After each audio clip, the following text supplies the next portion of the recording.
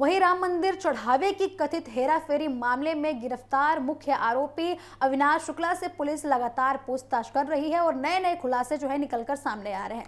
जांच एजेंसियों के अनुसार अविनाश ने कथित तौर पर चढ़ावे से जुड़े पैसे का इस्तेमाल अपनी निजी जरूरतों के लिए नहीं बल्कि परिवार और दोस्तों पर खुलकर खर्च किया था। पूछताछ में उसने स्वीकार किया कि उसने करीब 19 लाख रुपए अतिरिक्त रूप से रिश्तेदारों और मित्रों पर खर्च किए हैं। पुलिस अब इस खर्च की पूरी वित्तीय श्रृंखला की जांच कर रही है और यह पता लगाने में जुटी हुई है कि कथित गबन की रकम किन किन लोगों तक पहुंची थी। जांच अधिकारियों के मुताबिक पुलिस रिमांड के दौरान अविनाश शुक्ला ने बताया कि उसने अपने एक भाई की शादी के लिए लगभग 6 लाख रुपए खर्च किए। इसके अलावा दूसरे भाई को भी 5 से 6 लाख रुपए नकद दिए। अब पुलिस इन लेन देन के स्रोतों रकम के उपयोग की जांच कर रही है। अधिकारियों का मानना है कि यदि इन दावों की पुष्टि होती है तो जांच का दायरा और भी ज्यादा बढ़ाया जाएगा। पूछताछ में यह भी सामने आया है कि अविनाश ने करीब 3.5 लाख रुपए की एक कार खरीदी थी। जांच एजेंसियों का दावा है कि यह वाहन कथित तौर पर चढ़ावे की रकम से ही खरीदा गया है। पुलिस पहले ही एक एसयूवी बरामद कर चुकी है और इसके स्वामित्व तथा खरीद से जुड़े दस्तावेजों की जांच की जा रही है। अधिकारियों का कहना है कि यदि वाहन खरीद में अवैध धन का उपयोग सिद्ध होता है तो इसे साक्ष्य के रूप में केस में शामिल किया जा सकता है। जांच में यह भी खुलासा हुआ है कि अविनाश ने अपने एक करीबी दोस्त को करीब 2.5 लाख रुपए ट्रांसफर किए थे।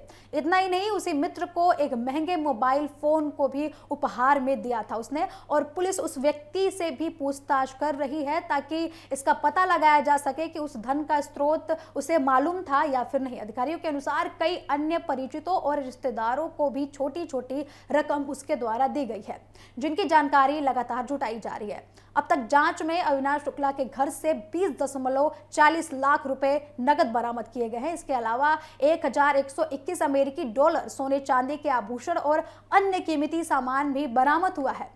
बरामदी के आधार पर अविनाश इस मामले में सबसे अधिक नकदी रखने वाला आरोपी माना जा रहा है। पुलिस इन सभी संपत्तियों के स्रोत और खरीद से जुड़े दस्तावेजों की भी जांच कर रही है। जांच एजेंसियों का कहना है कि मामले में अब केवल नकदी की बरामदी ही नहीं बल्कि धन के पूरे प्रवाह को समझने पर भी जोर दिया जा रहा है। पुलिस बैंक खातों, डिजिटल लेन देन, रिश्तेदारों और परिचितों तक पहुंची रकम तथा खरीदी संपत्ति की जानकारी एकत्रित कर रही है। यदि जांच में यह साबित होता है कि कथित गबन की रकम और अन्य लोगों तक पहुंचाई गई है तो उनके खिलाफ मुख्य रूप से कानूनी कार्रवाई की जा सकती है।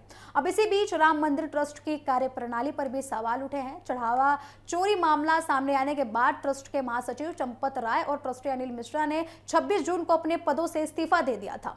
ट्रस्ट की बैठक में उनके इस्तीफे पर निर्णय लिया जाना है। सूत्रों के अनुसार ट्रस्ट अपनी साख बनाए रखने और पारदर्शिता का संदेश देने के लिए प्रशासनिक स्तर पर कुछ महत्वपूर्ण फैसले भी ले सकता है। पुलिस की जांच में यह भी सामने आया है कि कथित चोरी को अंजाम देने के लिए मंदिर परिसर की गतिविधियों, सीसीटीवी कैमरे की स्थिति और कर्मचारियों की आवाजाही का अध्ययन किया गया था। जांच एजेंसियां यह भी पता लगा रही हैं कि क्या पूरे मामले में किसी बड़े नेटवर्क की भूमिका थी या फिर सीमित लोगों द्वारा ही इसको अंजाम दिया गया था। अब तक इस मामले में 8 लोगों की गिरफ्तारी हो चुकी है। पुलिस लगातार पूछताछ कर रही है, दस्तावेजों की जांच कर रही है और बरामदी के आधार पर केस को और भी ज्यादा मजबूत करने में जुटी हुई है।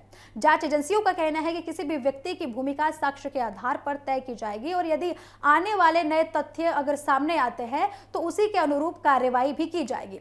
राम मंदिर चढ़ावा प्रकरण ने देश भर का ध्यान अपनी ओर खींचा है। श्रद्धालुओं की आस्था से जुड़े इस मामले में जांच की निष्पक्षता और पारदर्शिता को लेकर सबकी निगाहें पुलिस और एसआईटी पर टिकी हुई है। अब आने वाले दिनों में पूछताछ, वित्तीय जांच और ट्रस्ट के प्रशासनिक फैसलों के बाद इस मामले में और भी ज्यादा महत्वपूर्ण खुलासे होने की संभावनाएं जताई जा रही हैं।